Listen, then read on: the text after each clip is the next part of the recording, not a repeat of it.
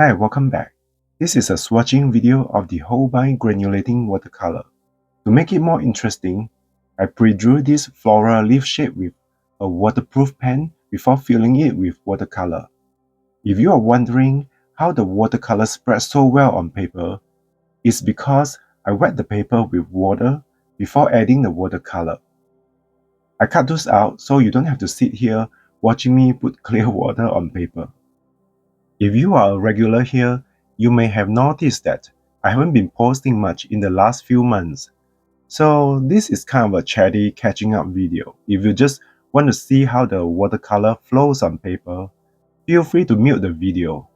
Following my dog's passing, I struggled with depression, and then right after the holidays, I caught COVID.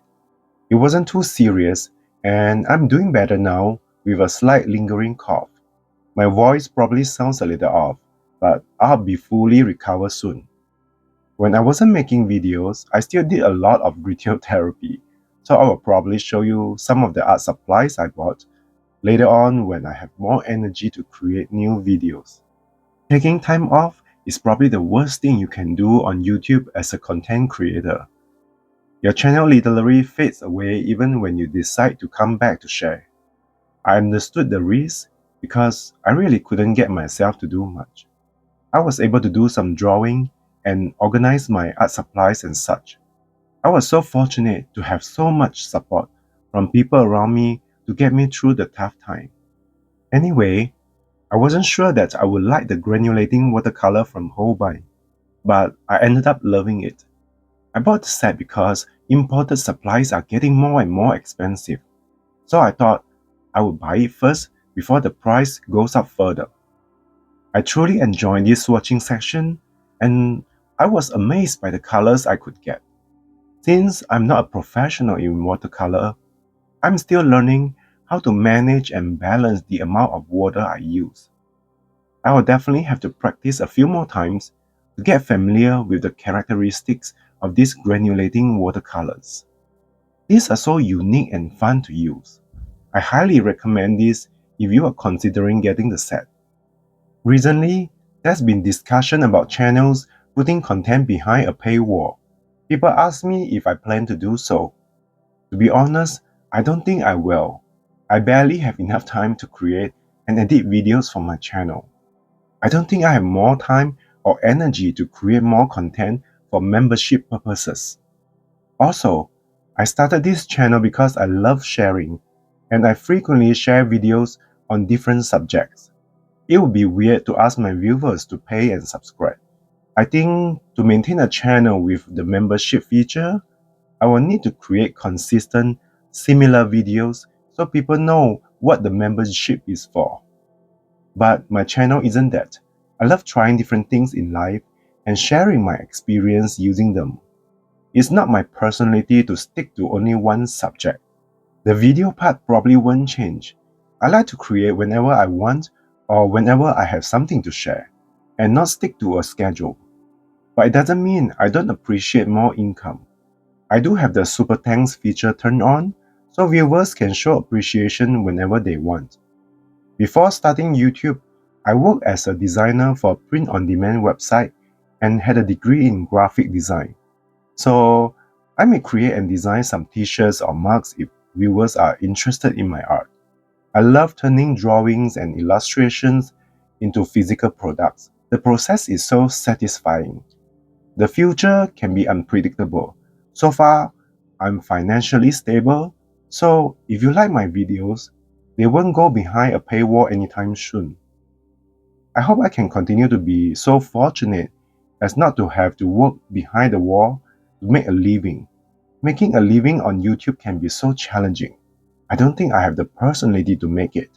If I'm desperate, it's probably easier for me to get a job somewhere. I like helping people, and I'm sure I can be good at any job I take. Just to be aware that this is my personal opinion and situation. Everyone has different challenges they are dealing with. Most of the time, channels start using the membership feature not because of greed. Only a few times did I see big channels keep making money-grabbing products. Making a video can be very time-consuming, so unless the content creator is financially stable or has a well-paid job, it's not sustainable to create on schedule. For example, this swatching video is 10 minutes long or less, but it took me hours to swatch, record, edit, and voice over. Is YouTube going to pay me enough to make it worth my time? The answer would be absolutely no. I wanted to make this video because I enjoy using the watercolor and wanted to share it with the community because I love it so much.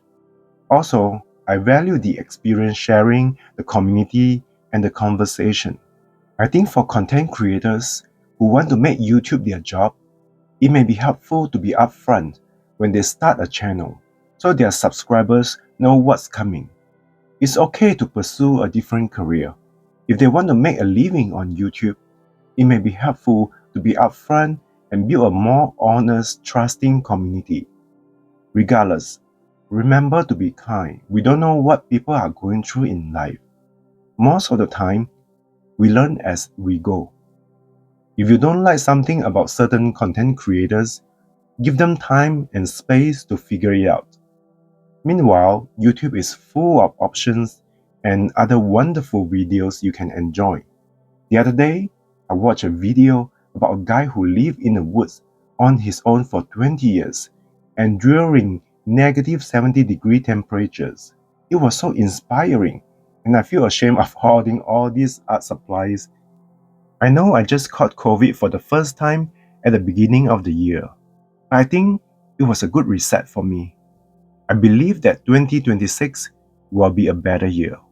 I have a feeling that things will move towards a better direction. Wherever you are, I hope things are going well for you. If not, feel free to share your stories here. Before I sign off, what do you think about these Holbein Granulating watercolors? I love the color separation effect on the texture watercolor paper. It's so fascinating to see the colors spread on the paper. I also did a few swatches mixing multiple colors, and I love how they turn out. 2026 is the year I'm buying less and focusing on using the supplies I have. I've been buying too much and it's time to get creative. I'm losing my voice, so I'm going to say bye for now. Hopefully in the next video, you will hear me back to normal. Thanks for watching. I'll talk to you again soon. Bye.